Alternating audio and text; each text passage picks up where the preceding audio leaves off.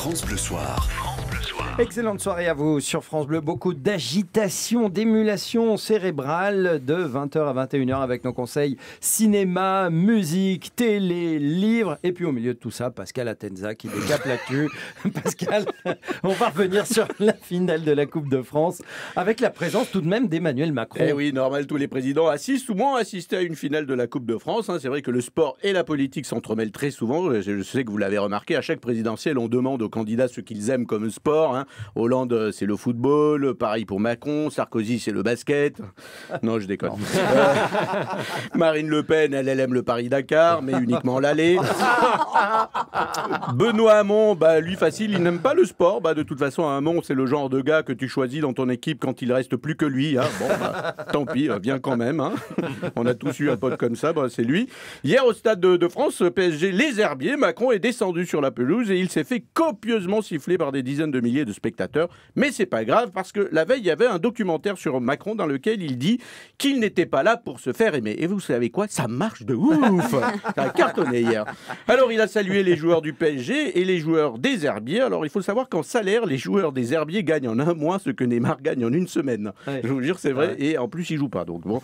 Donc Macron était content d'être là. Ça lui a rappelé cette célèbre phrase sur les gares, mais qui va très bien au foot. Au Stade de France, on croise ceux qui ont réussi et ceux qui ne sont rien.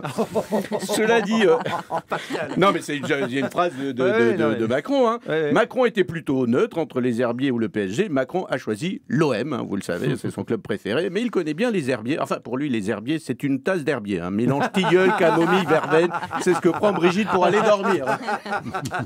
Et puis c'est l'ouverture du Festival de Cannes. Il y a déjà des polémiques. Et oui, le délégué général du Festival de Cannes, Thierry Frémaux, a déclaré que Netflix, vous savez, la plateforme de vidéo, c'était industriel et que le cinéma, c'était de la poésie. Alors, je n'ai que quelques mots à lui dire et il va très vite comprendre. Les tuches, camping, taxi. Voilà, fin de la polémique, on range. Alors, ça va être un festival de Cannes un peu particulier car il a aussi interdit de tweeter. Alors, c'est curieux puisqu'un tweet, c'est juste 280 caractères et c'est largement suffisant pour résumer un film des frères Dardenne, par exemple. Et je peux le faire là tout de suite et petit exploit, je peux le faire même en moins de 280 caractères. Alors, j'y vais. Hiver, chômage, zone industrielle, vieillesse, maladie, dépression, suicide. C'est pas faux. Bon festival. Donc pas de Twitter, pas de Facebook, non plus pas de réseaux sociaux. Bienvenue à Cannes 1939. Si ça continue comme ça, bientôt les films sélectionnés à Cannes devront être tournés en noir et blanc, muets, avec le pianiste qui joue la musique en même temps dans la salle. Cela dit, des films tristes en noir et blanc et sans musique, ça existe déjà. Si, ça s'appelle le Festival de Cannes. Forcément. Il a interdit aussi de faire des selfies, et là ça peut se comprendre. À l'époque de Harry Weinstein, pendant que les comédiennes étendaient leurs bras avec leur portable pour faire un selfie, lui il en profitait pour mettre des mains. Donc là ça peut se comprendre, il a préféré arrêter avec ça. Léger froid.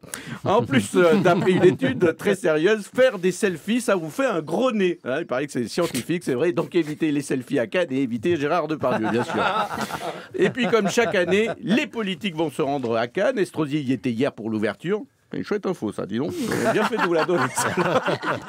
Et cette année, en plus, c'est vrai, quoi. Et cette année, Marine Le Pen y sera. Elle veut absolument voir la présidente du festival. Oui, une présidente qui s'appelle Blanchette. Elle adore l'idée.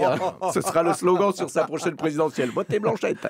Et puis, évidemment, bravo à Édouard Baird qui a animé avec talent rare l'ouverture du Festival de Cannes parce que c'était drôle, c'était rythmé, c'était plein de fraîcheur. Bref, tout le contraire d'un film sélectionné à Cannes. Oh non si. C'est la vérité en plus. Voilà, je sais que vous êtes d'accord avec moi. Fait quelques-uns, c'est vrai que c'est un peu... C'est chiant, dites-le. Voilà, c'est-à-dire que l'avantage de ça, c'est qu'on sent sa vie s'étirer encore plus longtemps. Et on se dit, waouh, j'ai déjà 98 ans. Et en fait, le film n'est pas terminé. C'est ça qui est bien.